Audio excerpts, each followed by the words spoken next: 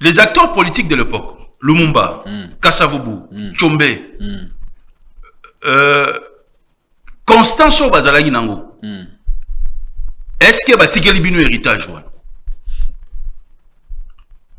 Batikeli Bino héritage. Du fait qu'on a obtenu l'indépendance, c'est déjà l'héritage. Très bien. Sur le plan du combat politique, les idées, la pensée du développement en Mboka, est-ce que Kasavubu, parce que sur le plan histoire, sur le plan historique, tu vois que le président Kasavubu, sur qu'il voyage, Mboko et Bandé Gozo en Ali Bengal l'État, il y a une idéologie, la façon de faire, est-ce que tu retrouves les choses sur la classe politique? Mais le président Félix Super, donc c'est un bon à l'État. Nous avons un président aujourd'hui à quel voyage peut à Zongi Simbon on a caissé à l'État. Oh, Tikalaki, na voyage na. L'idée est bonne.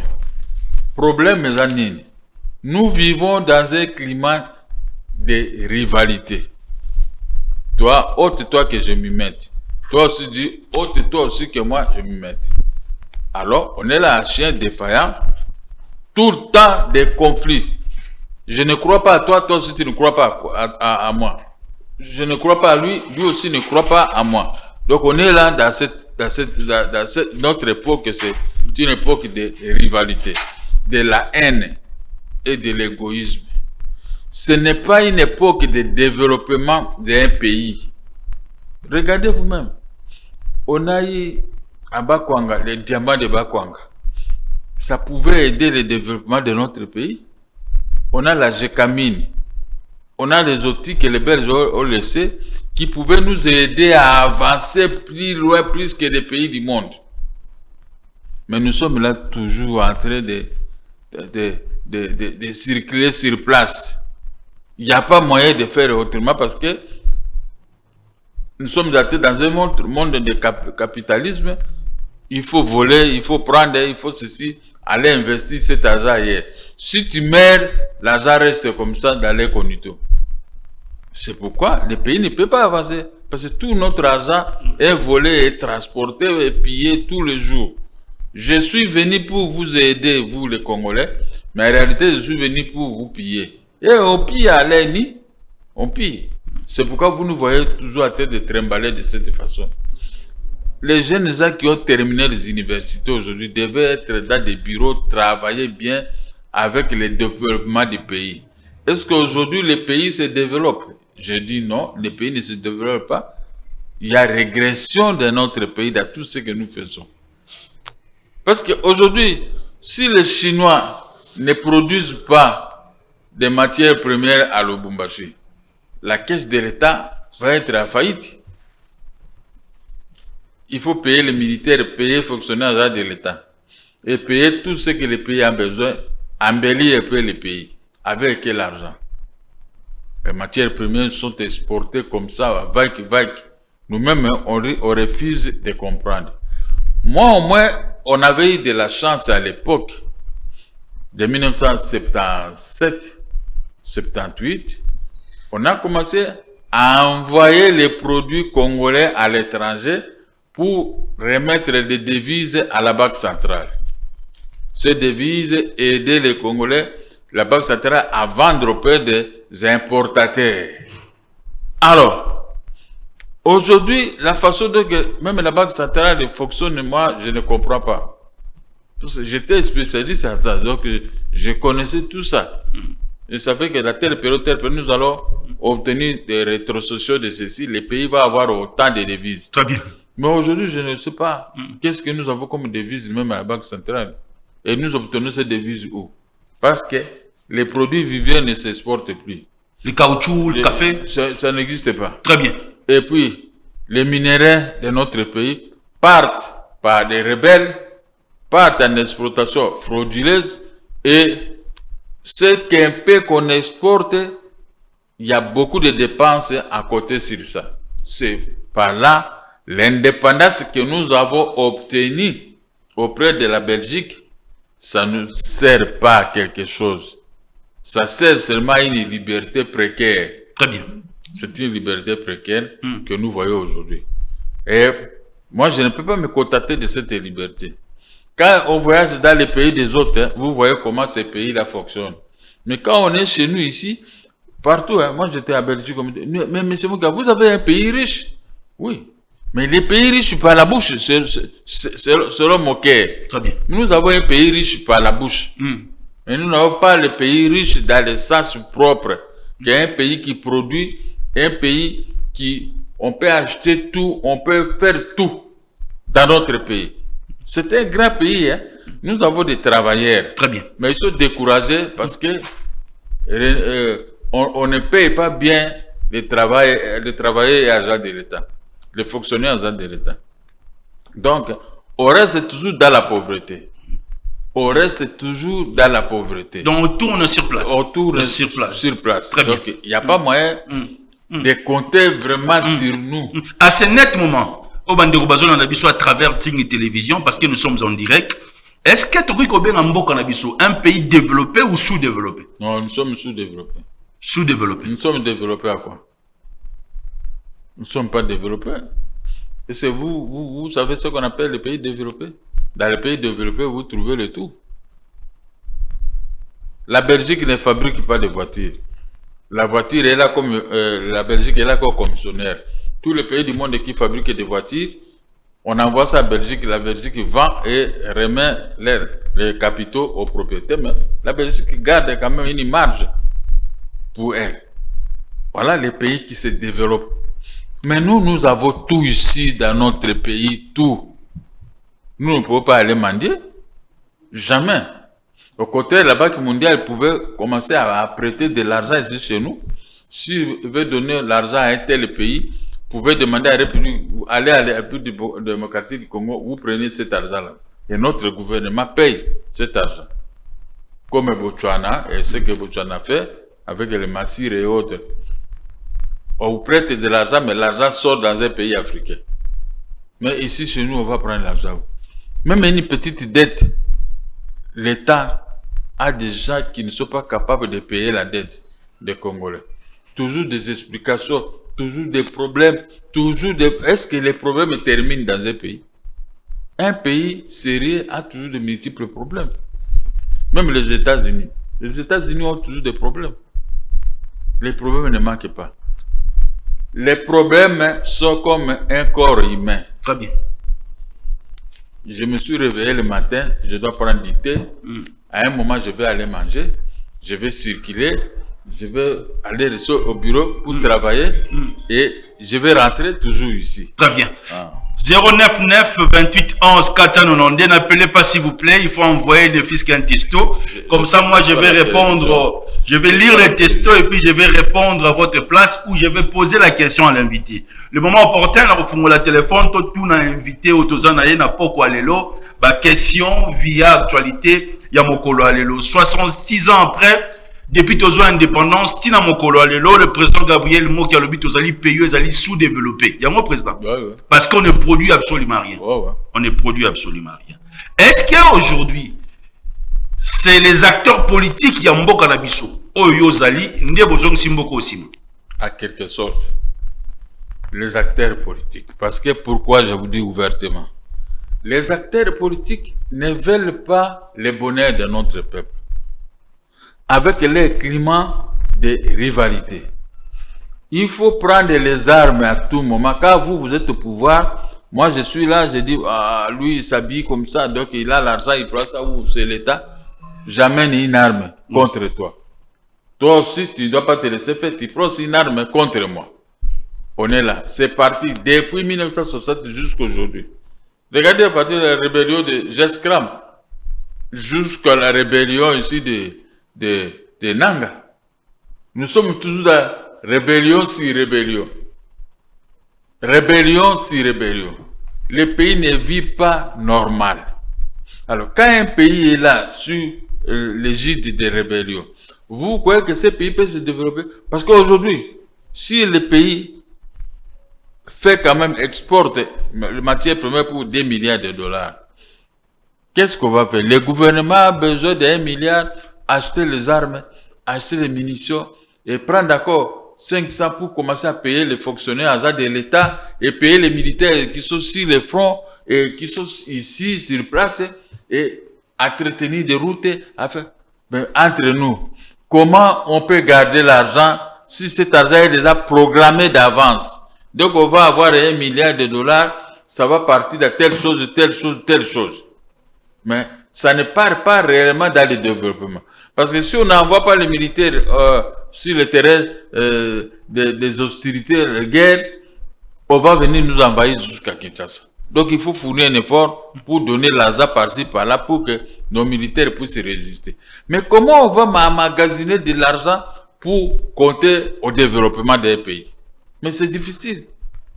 Vous-même, vous êtes avec moi ici. Vous ne voyez pas que des fois la ville est calme parce que les gens n'ont pas de moyens. Les gens n'ont pas tellement de moyens. Même des ministres, pour que vous payez comme ça, ça c'est la fête du monde. Très bien. C'est la fête du monde. Mais si vous avez une dette envers l'État, on vient serrer, on veut bloquer vos comptes, on vient faire ceci parce qu'il faut payer. Très bien. Mais l'État lui-même n'est pas à mesure de satisfaire le peuple comme lui le fait envers ce peuple. C'est comme ça que vous nous voyez en train de tournoyer Zaron. Très bien. Qu'est-ce qu'il faut retenir, Président? Qu'est-ce qu'il faut retenir avant de côté dans la sujet d'actualité au Ezo Sala Akbez Mikolo? Qu'est-ce qu'il faut retenir? Depuis 1960, aujourd'hui 2028, le Congo est un pays sous-développé parce que on ne produit absolument rien. Les acteurs politiques sont aujourd'hui considérés comme étant les acteurs majeurs. Il y a sous-développement en Bokanabi, c'est ça? Ils sont considérés comme les acteurs politiques de la rivalité. De la rivalité. De la rivalité. Donc il faut des guerres sur guerre. Vous ne voyez pas aujourd'hui les présidents des pays que nous avons ici. Ils veulent faire son travail. Mais il y a des acteurs politiques qui sortent dans les menaces. On va aller les chasser du pouvoir. On va les tuer. Vous savez, ils racontent beaucoup de choses. Très bien. Bon, comment maintenant les pays peuvent avancer? Moi, je ne veux pas que toi, tu travailles, tu fasses ton travail de journaliste. Maintenant, comment d'ailleurs, on te voit, mais dis, mais on ne te voit plus. Mais pourtant, tu es là, dès que tu parles du micro, moi, je viens avec une arme. Je commence à te menacer. Très bien. Ton travail est foutu. Donc, on est en train de foutre à l'air le travail du président de la République. C'est ça. Pourquoi Gabriel Moké a choisi aujourd'hui la vision du président de la République actuelle, Antoine Félix Tshilombo Tshisekedi? Moi, j'ai commencé avec eux depuis des années, depuis Mobutu. On était dans l'opposition. Bien que moi, je les ai rejoints en 1995. J'étais un homme d'affaires. Et les affaires ont commencé épais à boiter épais. Mais quand j'ai pratiqué votre métier de journalisme, j'avais mon journal Les Diplomates. Très bien. On dit, soyez un peu bilingue, hein, président. L'appétit vient en mangeant. Comme l'appétit vient en mangeant, nous avons critiqué les topé, nous avons critiqué les politiciens, nous avons critiqué le pouvoir. Nous avons côté na béwana, na commis éditeur à journal. Là, na comme éditeur à journal, si ko na sandengini. Na zu molongo na binonyo surtout, na tiango na mutu, to komi ko sandengwana. Alors, comme la monnaie des ans, ba méandre, il y a politique et zole kalamaboko nangai. Qu'est-ce qu'il faut faire? J'ai créé un parti politique. MDCO. MDCO. Na comme Kobunda comme tout le monde pour la conquête démocratique du pouvoir. Donc vous avez commencé avec Tshisekedi dans l'opposition. Dans l'opposition, oui. Et tu te commis, tu as pouvoir. Bango, il y a des têtes qui travaillent, ils sont toujours comme réservistes. Non, non, jusque-là, mon conjambo, quand on appelle sur poste, non, m'appelle sur poste, mais toza kakawana, mais toza ensemble. Dans l'union sacrée. Dans l'union sacrée et tout ce qu'il faut, ce que mon conjambo a fait, nous sommes là avec lui. On ne peut pas se dissocier dans ce qu'il fait des choses. Je suis là pour appuyer. Bon menacer, ngape na ego menacer bino. Oh. Ndenge tozali. Donc totier. Donc ndenge wana, vous comprenez? Très bien. Parce que nini na koti na kati ya politique. Pour to bongisa mboka. Mais ko bongisa mboka ezo poser problème à cause de multiples rébellions dans notre pays. Même pas seulement des rébellions, hein. Même na kati ya union sacrée Oyozali, il y a des hypocrites. Oyo bazolo ba lelo, il y a constitution te. batikeli classe politique mususu ba mususu baloba te. Est-ce que na kati ya union sacrée ba hypocrisie ezali? Même ceux qui hypocrisie ezali. Mais biso toujours la constitution, changement de constitution. Si les peuples nous écoutent, on gagne, to changer, to zuzira na biso.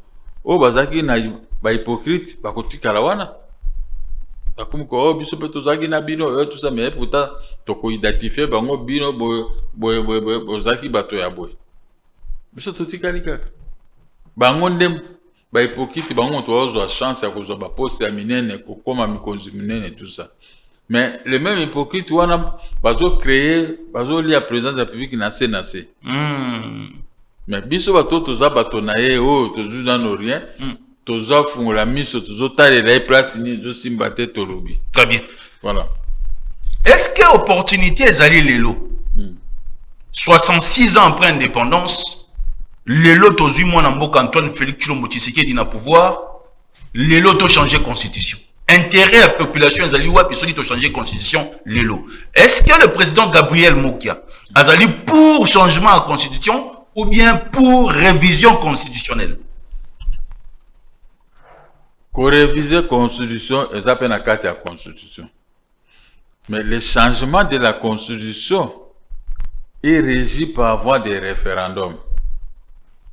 Si on fait le référendum, on peut passer seconde pour changer la constitution.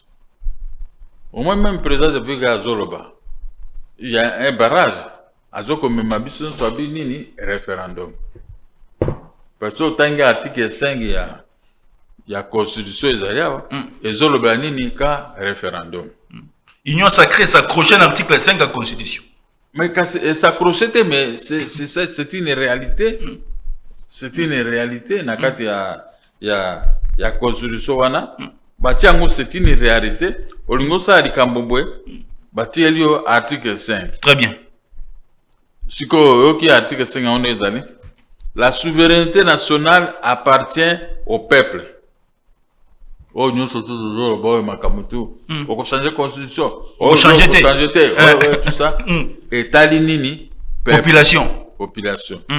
Ngana yo toko bundande tolingi mais motokata makambo ngana yo c'est le peuple. Tout pouvoir émane du peuple qui l'exerce directement par voie de référendum ou élection. Et indirectement par ses représentants. On comprend que Salami, ces représentants, ce sont des députés. Ces représentants de la population sont des députés. Et maintenant, ils ont examiné cette demande d'aller au référendum. Ils ont approuvé. Une proposition de loi que l'opposition pense que ça viole la Constitution. Mais on a donné le pouvoir aux députés. Et les députés ont approuvé. Ce n'est pas à l'opposition qu'on a donné ce pouvoir.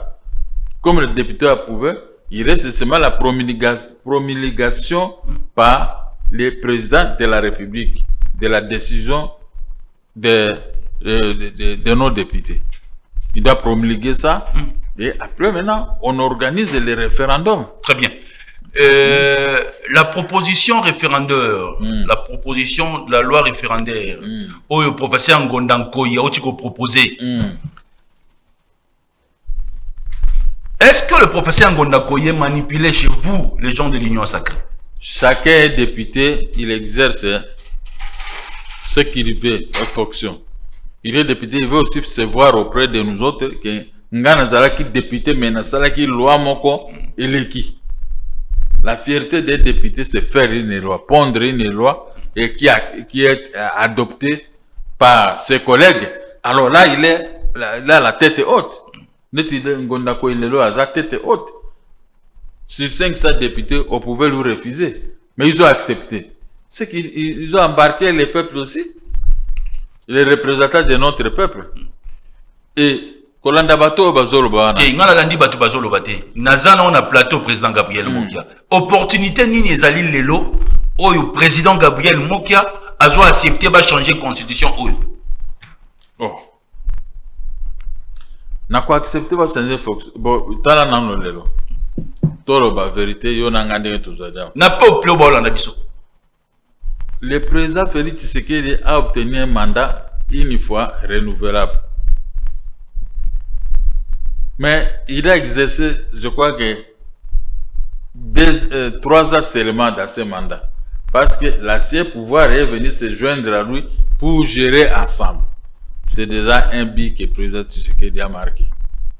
Il n'a pas exercé ces 5 ans lui-même. C'est avec l'ancien pouvoir. Deuxièmement, le mandat est terminé, il est allé pour 2 fois, il est allé sur le renouvelable de mandat. Il a renouvelé le mandat, il travaille dans ce mandat avec qui? Avec les rebelles et avec les armes pour le combattre. Il y a des endroits où il ne peut pas aller, il ne peut pas aller produire, il ne peut pas. Donc le président Tshisekedi a eu des embûches, des problèmes dans ce mandat. Tu as aussi tenté de raisonner. On m'a donné 10 ans, mais j'ai fait qu'à peu près 6 ans. Et mes 4 ans. Mes 4 ans, qu'est-ce que je vais faire avec? Il faut que on change la constitution. Pour permettre à Tshisekedi de récupérer Bamboula. Pour récupérer Bamboula na yo à salité. Même à yo moko ndenge zotu na ngami tuna ba. Est-ce yo comment nango que opesingai nini kwanga nalia mais au kati kwanga ngo penza à morceau donc nalia kama parti moko pezo bana bato amoki wana na parce que kwanga ça veut dire que tu changer la constitution de l'eau pour le président Tshisekedi. Non, tu changer pour na été tu changer pour na motutu même bato bakoya na sima bakokuta changement na bako exercer toujours mandat wana ba mandat na bango ndenge changement salam. Très bien. Donc au moins alors bato bazo ko tia molunge bato tia molunge te toza na démocratie président Gabriel Mokia yo bundisaka Kabila yo bundisaka pe ke na fin Mobutu bundisaka pe na ba arme te to bana ko discuter verbalement pas que na longo na kende na bureau ya Kabila li yo bima to longoli yo c'est ça qui se dit hein le 8 au comment nango ba kende ba longola Tshisekedi de force mais article 5 Robi, aucune fraction du peuple ni aucun individu ne peut s'attribuer l'exercice. Vous comprenez? Très bien. Fraction à peuple, il n'y a pas que nous avons Tshisekedi n'a parlé du peuple, le 8. Est-ce que vous avez ça normal? N'a pas si bon mandat. Constitution et puis ça qui va un mandat. Il y a pas si bon mandat on a c'est là où l'opposition de l'eau est opté que le 8 juillet, ça la sensibilisation de partout, destination à aller parler de la nation, qu'on ne retire la Mokonjamboka lettre d'émission parce que bango bazo considérer les sous Mokonjamboka parce qu'il a violé la constitution. Le 8 juillet, ceux qui va se présenter les bossos à parler de la nation, va piétiner la constitution, tu peux pas respecter la constitution. Va piétiner la constitution, tu peux pas okanga bango. Nous sommes en démocratie. Oh, nous ne sommes pas en démocratie. Nous ne sommes pas en démocratie, président. Tangana no article 64 alinéa D nango. Article 64. Alinéa D. Toute tentative de renversement du régime constitutionnel constitue une infraction imprescriptible contre la nation et l'État. Elle est punie conformément à la loi. Bandeko opposition, C64. Le président Gabriel Mokialobi, ce qui le 8 juillet, qu'aucun type parler de la nation, côté que la Mokonjamboka mémoire démissionnaire, cela veut dire violer la constitution, l'article 64, alinéa D. Y'a moi, président. C'est ça, non? Très bien. Et c'est Nakosi, Ngamuto Nakomi, Ango, Eza Makomi Ezawana. Makomi Ezawana, il faut qu'on respecte Oyo Makomi. Alors, ce qui est au Mutu Makas, président Tshisekedi Azanano à l'exercice de son mandat. Ce qui est na bitumba, kukuta paye na bitumba. Oye na bitumba, toye poto renverser, oto bengana, pardon, na pouvoir, yepe ako kanga bino nyon surtout. Ako sala bino mabe. Parce que bino boye na ndenge aloyenge Pour respecter l'article 64 était alinéa D. Alinéa D nango ndenge lobby. Vous comprenez? Même que de bon benga article C64, c'est l'article 64. Ndenge pe Félix a mis benga C64 pour article 64 wana na alinéa D et ko bloquer bango nyonso tout. Et ko bloquer bango. Donc, ce que l'on bimo, biso toujours que exercer alinéa premier, tanga alinéa premier, aux alinéa premier one. Article 64 alinéa premier. Tout Congolais a le devoir de faire échec à tout individu ou groupe d'individus qui prend le pouvoir par la force ou qui l'exerce en violation des dispositions de la présente constitution. Bango balobi élection to sala ki le cas qui ezali hold up. Ça veut dire ezali tricherie absolue. Au lieu de ça, la jour moko élection, tu as dit 4 jours, 5 jours. Mon konjamboko to zane les lois légitimes. Mais matériel et coca qui n'a noté. Matériel coca qui té.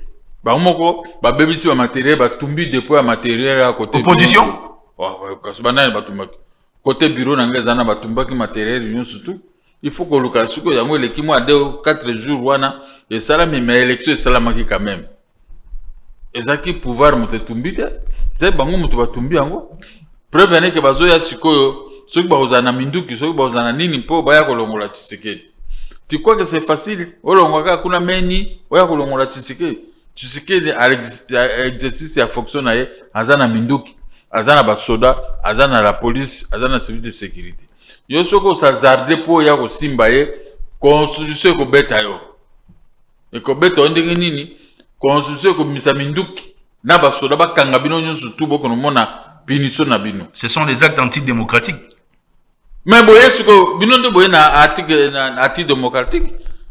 Constitution autant yango na siko na auto tanga mokonzi. Alors bon siko lokolo tangango siko ko condamner na. Oza na un vieux politicien. Oko condamner nani? Bomi condamner bino moko bato boye po bolongola Tshisekedi bosala lettre boko tigege longwa. Longwa est-ce que batuni peuple ebisi bango bolongola peuple ebisi bango bolongola ici mokonzi la biso nyonso za peuple ndenge article 5 wana elobi siko otika makambo article 5 elobi ozwa eza na mutu. Est-ce que le peuple est avec vous, l'Union sacrée? Oui, le peuple est avec nous. Le peuple est avec vous? Oui. Le peuple est avec nous. A renier biso na ni. So tout ça de loko moko a peuple akoya azoko appuyer biso na banzembo na makambo. Le peuple est avec nous. Awa toche to gagnaki équipe moko na Coupe du Monde. Peuple dans les territoires occupés. Au moins des peuples bimaki libanda. Ba image ezali. Peuple bimi zoko kumisa nani zoko kumisa Tshisekedi. Le peuple dans les territoires occupés. Peuple bimi libanda et bangi ba rebelle te comme kumisa ne Tshisekedi. Le peuple est avec nous. Le peuple est à 100% avec nous. Si le peuple n'était pas avec nous, deuxième mandat toringeto zongote. Très bien. Alors, après ce premier mandat, abie ko quitter avec ko sur deuxième mandat. Et sikoyo problème zalinde bande ko nyonso bazo bangande référendum. Bo banga référendum otangi makambo référendum mona. L'article 5. L'article 5 wana otangi makambo référendum. Autant makambo référendum et le réseau déranger opposition lelo mingi bande ko 64 balobi mokonzi mboka zali na 2 mandats. Akoyi ko ça la 3e mandat. Peuple azana été peuple pas ko repesa le 3e mandat. Mais alokuta mais peuple azana été ningini. Peuple mutapasi ki mandat. Et peuple amonike mandat na usali sango na 100% te. Ba ko kate mandat à 50%. Mais peuple il faut que les maïfa abakse reliquat we tikali wana. Très bien. Bande ko bozo landa biso tozali en direct 099 28 11 492 okoki kotinda testo ou bien obengi biso directement au koti en direct. Les combats de l'église catholique depuis 1960 jusqu'à nos jours aujourd'hui en 2028, est-ce que les combats sont crédibles, président Gabriel Mokia? Bon. L'église catholique na bandeko na brèche à 5 ans, balobi 3e mandat mon konjambo que zali opportunité telelo et puis bazali contre changement à constitution. Mais ngana oto koloba ceux qui ont 3e mandat. eza po azwa relika na ye wana ti ya ndambo wana soki bopesi ye na mitema mibale ya pouvoir yango barebele epai sikoyo yasisa manda na nyonso tu te ngai naza moto ya katolike président Gabriel Moki aza moto ya katolike naza moto ya katolike eza te ngai nakoko ya lokuta to ya solo osambela na paroisse nini naza na baparoisse nyonso kinshasa eza baparoisse ngai nakosambela très bien mais naza na paroisse moko oyo nasambelaka chaque dimanche naza wana très bien donc problème na biso ezali biso nyonso ndenge tozali awa tokoki kobundisa nzambe te ni César ngai nakoki nobundisa bato ya église catholique te nakanga basango obe nasala boye non soki j'avais une parcelle d'autorité idem basango mpe bakoki kobundisa César te oyo eza Félix parce que Jésus-Christ ye moko alobaki na tie basango babundisaka Kabila basango batelemaka Mobutu mais sikoyo batelemaka pe Laurent Désiré Kabila epekisami te ke biso ngai mpe nateya soki mwa libunga ezali moke il faut mpe nakoki mpe koteya biso tokoyoka te kaka mateya bango bateyi tondimi yango mais il faut mpe koyokaka mateya oyo ya biso parce que Jésus-Christ ye moko oyo biso tosambelaka alobaki nini batunaki ye Jésus est-ce que toza na période ya kofuta baepo est-ce que yo koko bokofuta epo bokofuta te baye kopiéger moyokaki réponse ya mokonzi alobi di Paul bokende oloba mbisi wana bobimisa mbongo eza na kati ya monoko na ye bofuta bato ya epo bake babwaki baminyama wana babimisi bambisi babimisi babibende wana bake bafuti mpo na baapostole nyonso tu bafuti epa na César. Alors Jésus-Christ a répondu à Baounding. À Dieu ce qui est à Dieu, mais à César ce qui est à César. Il y a beaucoup l'axi exemple à foutre pas na César. Bon, ce que vous en avez pour y discuter makamba Félix. César, ça Félix. César il peut téléméla Kabila, téléméla Kabila ndengeni. Mais téléméla qui Kabila, oui. Ndengena, mais ce que ndengeni. Ce que ndengeni, là téléméla Kabila. Toyeko kende na ba élection, Kabila peuple peut s'y mandater. Mais si ko yango peut Félix Albi, ngana ko zongo na makasi te. To que ne pas avoir de référendum. Ce qui oui est longi, je décline. Ce qui oui est longi, ngana zui. Ce qui non na bino est longi, je décline. Natiki. Mikasi yango te. Omonite azama yela Alexis bino nzela yango meto keneka na nzela o ekomami na bibioko. Ezama kama ya pasite ezate ke moto moko moniteur moko aza quelque part pour alakisa biso boyo politique ko lakisa biso politique te biso to koli na kati ya politique. C'est un quoi ko lakisa biso politique te. Ko lakisa biso politique ndenge. Président Kobosa na te que c'est un quoi tamboli hein et tamboli na ba pays africain et tamboli na ba pays ba paya et lobby solution le il faut to vendre la place moko to solo là. Yoka. Yana demutro. Biso to tamboli te pona koluka bapaya, bapesa biso solution. Mais c'est quoi tamboli bien sûr. Sikoyo nako tambola wana. Ba rebelle bazana kati ya mboka. Siko tukosa ndenge nini? Ba rebelle bazana kati ya mboka. Tokosala ndenge nini? Et tamboli pour le solution. Solution babi, il faut tout vendre ensemble. Tout solo là. Na kwen wana, moto moko azawa na robi, ngai ata bo vandi ensemble, ngai nazana besoin ya mabele na bino. Okokaki ko zonge pa Félix boye bisaye, ndeko to bundana. Aboya koyamba bango. Po bayaki na esprit ya nyamu. Bazo mona moto ezopela yo ye o pousser moto wana ko na kati ya moto wana. C'est un quoi qui n'esprit nyamu. Ah mais oui, c'est un quoi ça hypocrite. On comprend te. Félix azaka gentil, akoko boya ko yamba ote. Ozanan. Biso nyo surtout asa yamba biso, ezate ko poto za mike ayamba biso te. Yamba biso. Siko bino boza siko ensemble na bato wana. Na banani. Kagame président. Yo mtoko tenir discours. Tellement qu'on dit. Bon ngala ko tenir discours ni. La 5 ans avec Paul Kagame. Hein? La 5 ans avec Kagame. Oh. Na lobi boy.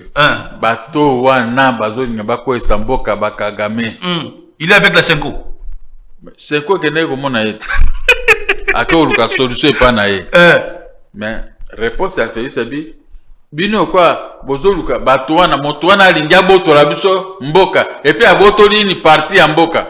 Siko boko ya ko boma moto pa na ngai mais botika yesu ko apelisa moto po azwanyo surtout. Bon siko biso to ke no vando wapi. C'est normal non? C'est normal. C'est normal, il faut pas ça faire Tshisekedi o pesa le ngonya. Po azobundisa moto azobundisa bino alinga boto la bino mboka. Est-ce bino bozo comprendre? Pourquoi boyebi koloba? Montazo ya boto la bino mboka. Pa yebi si bino ngana ko zana besoin, j'ai besoin de votre terre. De vos terres. Ba terre wana ezebele ya kozwa. Asi azu diza ya Kivu, azu ya kote ya bunangana, azobundaka ndenge wana. Siko boko pesa confiance ndenge ni. Siko là bino bozo pa na Félix auto vanda. C'est-à-dire bino boza boyebi secret na bino boza na minduki na bino so nga boto la terre bino boku bimisa minduki po bundisa ye. Yebi sanga no za journaliste. Donc boza ici c'est moi qui pose des questions. Non, bino boza na minduki. Boza na minduki. Bino no surtout. Mais oh il y a yo kitango tamboli bino boyo qui était parce que vous avez sous la confiance à ses comptes. C'est un quoi lobby boye président. Avant Kimie Zong en étendit en boka na biso. Il faut classe politique et vendre to solo là. Le kutana. Kimie ko zonga soki biso pe tozana mindoki ya makasi. Le problème du pays c'est quoi? Il faut être bien armé aussi pour inquiéter l'adversaire. Yango moni chef de l'état zo voyagaka azo kene ulukaka mindoki ya makasi ko luka bato ya makasi pour ba prêter main forte ndenge Mobutu abandai kusala. On a eu la paix ici au Congo. Grâce à Mobutu, mais grâce à ces promenades, à ces arrangements avec les pays voisins et autres, les Marocains et autres, qui nous ont sauvés. C'est ça que Félix Tshisekedi est en train d'apprêter comme chemin. Merci. Bandeko bozola ndabiso tozali en direct, tu as mis le président Gabriel Mokia.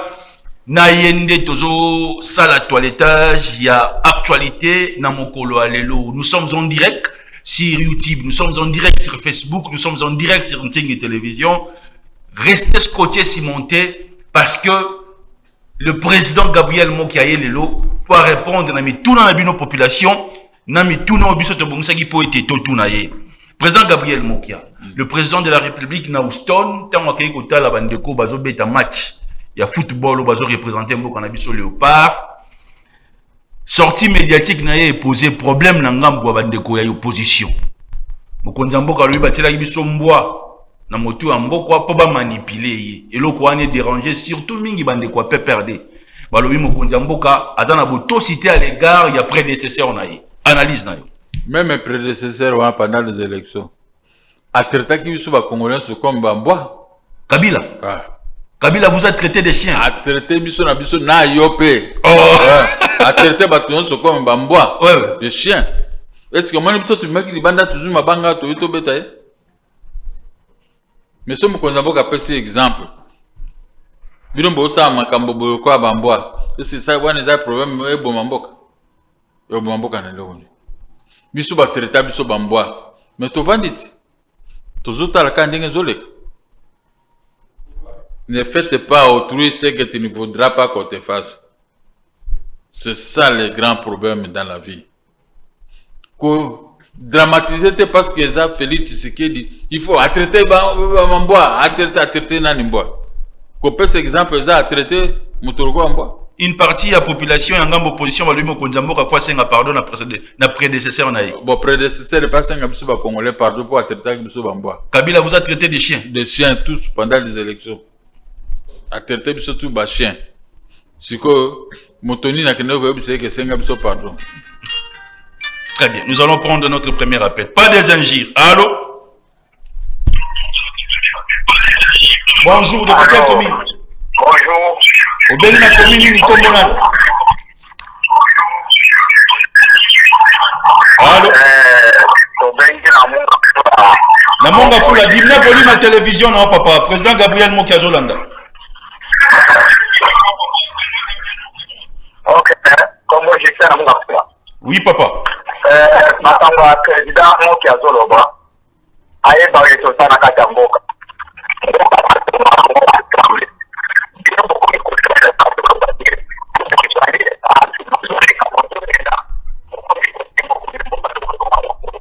Merci papa. Président zo répondre, président zo répondre. Président balobi bino boza ba flatteur, bozo tina mokonza mboka na erreur, mubutu pe bakosa ka eboy. Bana bazo ba flatteur. Bande ko union sacrée. Tuna nanu ye. Toza ba flatteur poto gagner ni. Loko ngai na za flatteur na gagner ni. Ngana uti na biloko na ngai na kati ya attaque homme d'affaires depuis Mobutu. Na yawa tozo bunda na ba Félix biso surtout buni tumbatu to komi na pouvoir. Suko na ko flatter moto to bundi na bitumba na flatter le oni. Biso za ba flatter te. Bozo privilégier dialogue te. Boko sala dialogue te, dialogue ko zala soki bitumba sili toke na dialogue.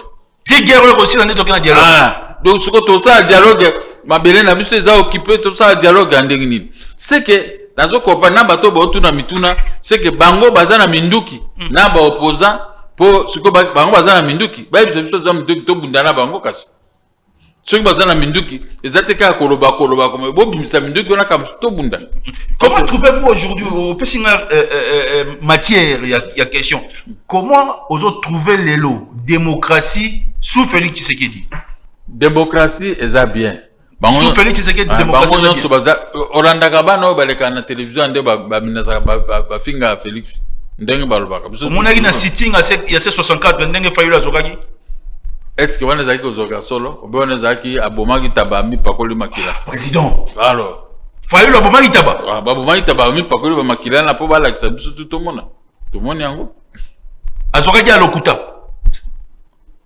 o kozoka solo oyo avimbaka mutu na tango ya Kabila wana biso to monaki yango toki kupe mawa po tozaki ngane ngaza ika na matongi ya sima na bino asoki na pozo très bien omona ndenge babamba fayulu libanga ndak no bamba libanga wana mais ya turo ya bakosi balobaki babeti ba massage bazoki me bazongo na baotambulaka partout baokene ba messe bapesanaka bambote bazana esengo bato babukanaka makolo bazaka ndenge wana. Très bien. On a confisqué le passeport de Délice Sanga. L'aéroport à Lingaga voyager.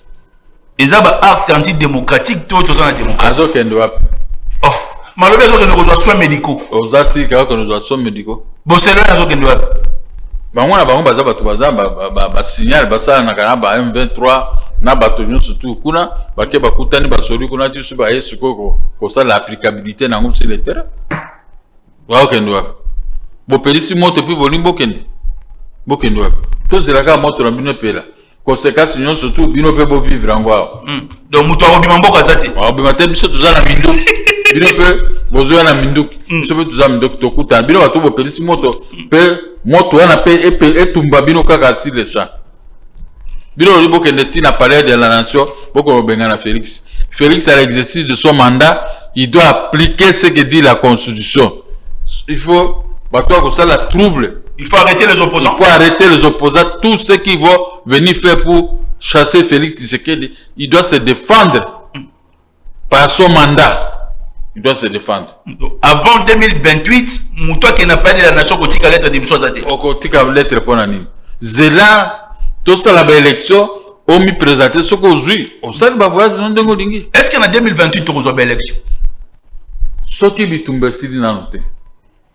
Ce qui bitumbe sili, ce qui bitumbe sili na noté, ça veut dire que le président de la République reste là au pouvoir. Reste en fonction. Jusqu'à ce que bitumbe aussi là. Et puis ce que à côté ça, moningo a remplacé pouvoir na ma. Bon, ce qui bitumbe moi ça les 10 ans. Ah, ya zawana nan. Azana. Bon, bango basala ki 18 ans na pouvoir. Ezaki ni. Basala ki 18 ans na pouvoir. Bango opposant bazana ensemble na Bakatumbi, baza ensemble na Kagame, baza ensemble na Kabila bango nyonso tout. Biso tozoye ba nyonso tout. Les pouvoirs eza na machine où ils ont détecté biloko nyonso tout. Soki bitumba ça 10 ans, Félix peut avoir 10 ans. Pas de problème. Le président de la République reste en fonction. Il reste en fonction. Très bien. Article 70 sur le Bakam. Très bien. La ligne dit autant la caméra présent, caméra nous est dans le ciment. Est-ce que la constitution est à biso à papa? En tout cas, papa va contribuer à 80%. La constitution. Non, la constitution. Papa va contribuer peut-être. Biron de bozo là la pongi. Ezali émanation et accord de l'Emera constitution. Ezali émanation accord de l'Emera. Accord de l'Emera. Où il a concédé 300 km à l'intérieur de la République démocratique du Congo. Le col a awati ba matadi kuna comme ça to cédé en na accord de l'Emera ya bakagame wana. Ozo comprendre que bazo diriger sur la constitution. Constitution ezala makambo belé. Et là comme c'est dans l'article 217. Au nom de la solidarité de l'Union africaine, biso tokoki ko céder. La République démocratique du Congo peut conclure des traités ou des accords d'association ou de communautés comportant un abandon partiel de souveraineté en vue de promouvoir l'unité africaine. Ah, ce que tu as abandonné la souveraineté, tu as abandonné à ta Kinshasa. Tu as abandonné à Ngobozwa. Ngana yo tokonovanda, tokonsala ba mission abo. Et comme il y a bateau moussous, un abandon partiel. On se comprend qu'il y a des pièges au bâtiment sur la carte à constitution. Il y a beaucoup de pièges dans la carte à constitution. Il y a beaucoup de pièges ici dans la carte à constitution. Il y a un il faut que l'on lango. Il y a un qui permettre un peu de développer. Oui. De constitution. Constitution permet un peu de développer. Parce que bateau a sali constitution, on va battre na Minduki. Ça fait 30 ans quand Minduki wana ezo beta moyen biso to kende liboso ezate. Est-ce que mboka na biso ezo tamba malamu? Yo motoza moi mbongo no quelque part pour ba foutre na l'état. L'état est incapable de foutre. Kaka ba dribble. Pour la nini, constitution ça fait partie ya ba dribble nyon soan. Ya ba menace. Biso tu vas vivre quand na ba menace. On nous a menacé pour toute la constitution. Mais oui. Très bien. Merci président. L'accord de Washington. Accord Mokondjambo a signé les États-Unis. Entre la RDC, le Rwanda et les États-Unis. Bilan na mokolo alelo, est-ce que Botimbouma? Et Botimbouma parce que le Rwanda et ses supplétifs continuent à violer cet accord jusqu'aujourd'hui. À l'Est, il y a toujours la guerre. Hein? Alors qu'ils devaient au moins respecter la signature du président américain et leur signature. Mais ils continuent toujours à envoyer les lieutenants aller attaquer, prenez tel village et prenez. Mais Félix Tshisekedi les regarde, voilà comment les gens sont en train de violer l'accord. Au moins que ba moni libiso hein. Bino bolingi ba moni la biso ndengi wana pona nini. Biso tuzaba na mike. On a signé l'accord, c'est pour obtenir la paix. Cet accord demande à ce que tous les Rwandais et autres puissent quitter notre territoire national. On va cantonner tous ces militaires là quelque part. On va voir ce qu'on va faire dire. Mais aujourd'hui, ils viennent toujours avec les armes pour continuer à récupérer nos territoires. Est-ce que c'est normal? Pouvez vous accepter ça, mes chers amis? Il y a un ennemi qui veut vous arracher le pays. Et vous acceptez toujours, venez prendre, nous allons vous soutenir. Vous soutenez l'ennemi. Oh là là là là là. Lumumba avait dit en 1960, la Belgique et l'Amérique veulent bracaniser le Congo. Il avait utilisé bracaniser le Congo. Quand ils ont compris, ils ont dit, on va tuer ces messieurs. Ils ont tué Lumumba. Est-ce que le pays aujourd'hui n'est pas bracanisé toujours? Est-ce qu'il y a un changement? Le pays est bracanisé. Même si vous mangez aujourd'hui des foufous ou autres, ce n'est pas ça, vivre dans un pays. Parce qu'à manger, on trouvera toujours. Mais gardez l'endurance dans un pays, vous êtes dans un pays, vous sortez, vous allez ceci, vous allez faire les affaires réussissent. C'est autre chose aussi. Sans voler. Mais aujourd'hui, quand vous voyez quelqu'un avec beaucoup d'argent, c'est un agent de l'État, et quelqu'un qui vole de l'argent de l'État, qui empêche au ministère des Finances de faire son travail. C'est ça le problème. Vous ne voyez pas qu'aujourd'hui, nous sommes toujours sous occupation? On a balkanisé les pays, nous sommes là en train de courir derrière nos provinces. Est-ce que vous êtes fiers d'être Congolais quand nos provinces sont occupées par un petit pays derrière du tout? Un petit pays. Un petit pays. Et ces gens-là nous regardent, ça moque de nous tous les jours du matin au soir. Vous êtes un grand Congo, comment un petit pays comme le Rwanda peut vous occuper vos provinces de cette façon? Mais c'est une honte entre toi et moi, mais ce n'est pas une honte pour l'opposition. Pour l'opposition, il faut faire ça. Mais qu'est-ce qu'il faut gagner?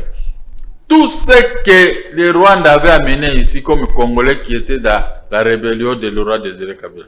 Est-ce qu'ils sont encore vivants? Peut-être un seulement peut être vivant. Tous ils sont morts, mais tous les Rwandais qui étaient venus avec la rébellion sont toujours là vivants. Ils sont là vivants, mais les nôtres sont tous balancés, ils sont partis. Et ça me donne pas une matière à réflexion.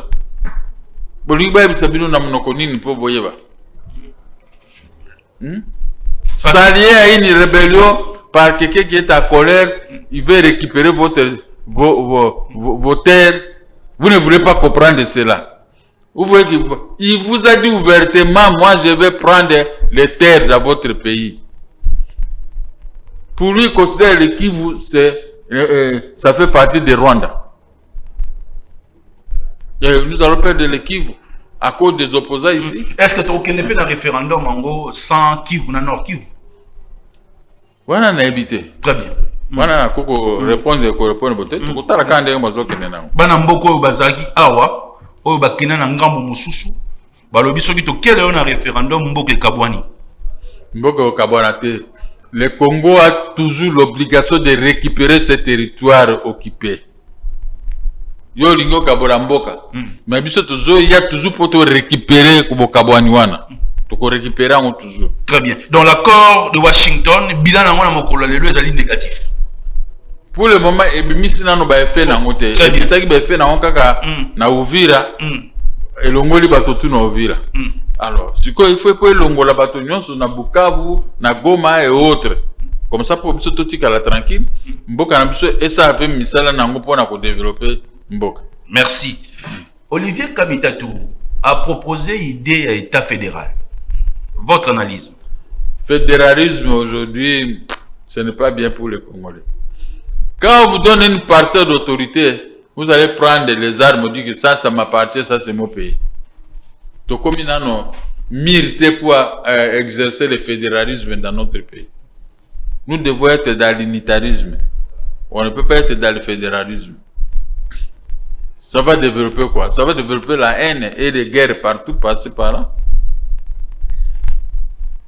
Ça va développer comme ça. Ce sont des pensées négatives. Ouais. Oui, pour avancer la République. Il faut avancer la République.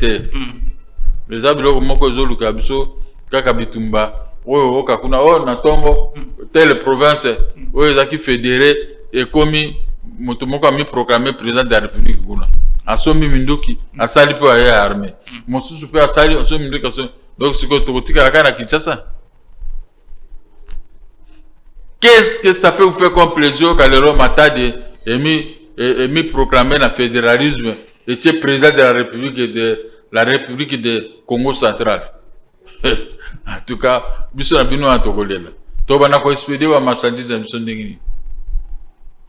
y a une branche de la population congolaise où le loba Kimimbo Kabaken exil, Franck Diongo, le Mvouemba de Kamitatu. Toyambio le étant qui sage dans le plateau. Vous direz quoi aujourd'hui à cette classe politique?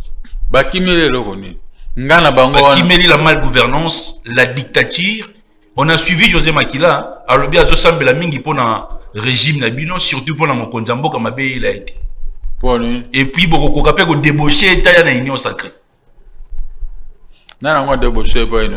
José Makila a dit ça. Il y a des gens qui sont aujourd'hui dans l'Union sacrée au bazo kenda au pesa gembo pour à soutenir l'Union sacrée. Je ne crois pas. Bon on va pesa biso boy ote poni. Ngana zawa na Union sacrée. Poni ba pesa ngata $10 donc. Ata $5 nana nyo pesa ngana Union sacrée. Tozali out. Donc bakimi eloko moko te. Frank Jong Tozaki ne biawa, azo qui n'est pas président de la République. bazo pesa pe mo mike. Diongo. Ah. Tout ça qui n'est pas. Tout ce que tu as combien de fois qu'on a mongalem. Bango so bazali ba kimi eloko nini. Bo poni ngana kimite. Ngai kutu muto na ko kima po naza makambo ya bandako na ngawa, naza makambo ya mbongawa, bazo pesa ngate na kanda wa naifuna kima na kende rebellion, ndenge bananga ba kende rebellion po na kanda ya biloko na bango. Ben tozali ya bango bazaki bien ko ba usalisa bango na mokonzi ya mboka. Ba kimi eloko nini awo. Mobe ba komaki au bout de souffle. C'est pourquoi bado ifo ko kima. Ko kisamboka na bino sonité. Là où il n'a rien, qu'on s'en rappelle, au bébé salokou mamboka te. Wana nous sous au bébé salokou mamboka. Très bien. Présente ton commune à Souka à travers l'émission à l'élo. Tu dans 5 questions. Est-ce que les États-Unis des ont imposé, mais surtout changer la constitution? Ah, les États-Unis imposé. Tu vois, les Amaïles, na bisomoko, na expliqué awa. Tu exercer ba mandat na bisomi balé conformément à la loi te. Mandat tu exercer na bango. Sikoyo to sala ndengini. Il faut récupérer les reliquats dans les États-Unis. Et c'est pour ça que les États-Unis ont imposé, on va changer de constitution. On va imposer. Qu'on interdire aujourd'hui l'élo, opposition, à ça la marche, toi ça la sitting, à ça la action, toujours piétiner démocratie, vrai ou faux? Ça la marche, c'est parce que ça m'était. Mokonzambo ka pekisi muto ça la marche était. Mais quand y a na badoute, oya tina ndako président de la République ba bima olongo mokonzi. Wana c'est une infraction. Ata ngai to na okanga bino soki za ngai moto ya sécurité, moto ya armée, na okanga bino surtout na odimisa bino te. Parce que ça ba trouble le fait. Moto za na mandat na ezo courir yo ya o ba na bima, amande se ata yo congolais président okondima ngonde nini. Ndenge ni nozomona la lelo combat C64. Eza combat moko ya haine. Ya motema mabe. Ya motema mabe. Envers qui? Envers le chef de l'État. Envers le chef de l'État au profit de Kigali. Au profit de Kigali? Ouais. Cela veut dire le C64 travaille avec Kagame. Ben oui. Au profit de Kigali. Le C64 travaille avec Kagame. Ouais. Très bien. La nomination de mon général Kassongo Kabwik, dans la ville-province à Kinshasa. Olivier Kamito Tolobi, baye ko sala musala assainissement te, bende ko empêcher opposition et ça la marche à travers la ville-province de Kinshasa. Bon. Total la kan ndenge zokende. Nanu na moni ndenge asala kate, total la kan ndenge obanda musala. Très bien. Ko juger ka moto mbala moko boité, wana peza mabe. Très bien. Il faut attendre les tax force en action. Soki abandi, ata biso to koloba, ngai pe na koloba. Très bien. Ngana loba soki za mabe ezali na koloba te o wana bosa pe za mabe. Na koyebisa pa na biso na union sacrée o wana za mabe. Bomba te. Gestion en ville province à Kinshasa, ndengo zo moni la bumba. C'est catastrophique. C'est catastrophique. C'est catastrophique. Elengité. Est-ce que vous prenez aussi le temps de dire ça dans vos réunions et unions sacrées? On parle, mais moi quand je passe dans les médias, je dis, je suis de l'Union sacrée et ils ne m'écoutent pas. Je condamne fermement l'insalubrité dans la ville de Kinshasa. Ndenge ville ezali, bawe bato, oso moni lelo, bawe wandenge ba commune à Kinshasa, eza soni na mawa. Eza soni na mawa. Yango ye mutango aza na licence ya ko importer ba moto, bako botole licence wana te. Ba moto eleki même ba voiture na belé. Mboke bongaka na voiture, mboke bongaka na ba moto te. Ba konzi, bazola lisa miso koto wana to bebisi mboka o Mobutu atikaki en bonne uniforme. To bebisi mboka. Leki na ntingi pololo a proposé constitution na classe politique au tozali. Alobi constitution yo ya proposé et ko sala été. Soki mokonzi mboka salisi élection te na délai convenable. Bakanga président de la République, Bakanga premier ministre, Bakanga président il y a Sénat dans l'Assemblée nationale a proposé constitution où il y a Komana cardinal Mosengo. Il faut qu'il y ait une union sacrée. Il a donné ça à professeur Mbata, l'un de ces exemples. Total, ce qu'on union sacrée, Atanga.